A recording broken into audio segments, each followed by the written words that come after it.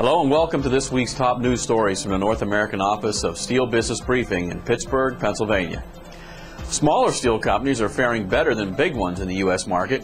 U.S. Steel reported a $303 million third quarter net loss this week, while three smaller companies reported gains. AK Steel earned $6 million, Commercial Metals earned $7 million, and steelmaker and scrap processor Schnitzer Steel Industries earned $10 million. Despite higher average nickel prices in the third quarter, Vale Inco lost nearly $222 million due to its idled Canadian nickel operations.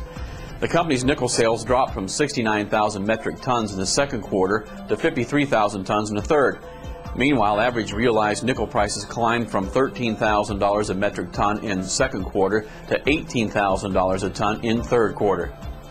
U.S. Steel announced a shutdown of two blast furnaces, but market sources tell SBB that won't likely be enough to stop domestic hot-rolled sheet prices from falling through the end of the year. They speculated other furnace idlings could follow, possibly permanently.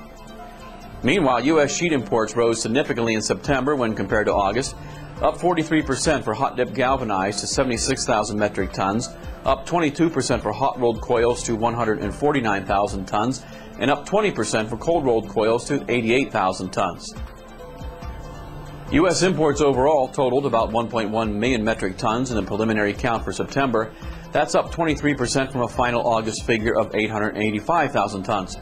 There was a 48% increase in imports from Canada, America's largest offshore supplier, whose cross-border shipments went from 283,000 tons in August to 419,000 tons in September.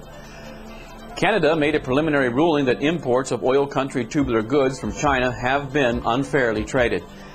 The ruling follows a complaint filed by Canadian producers Tenaris, Lakeside Steel, and Evraz.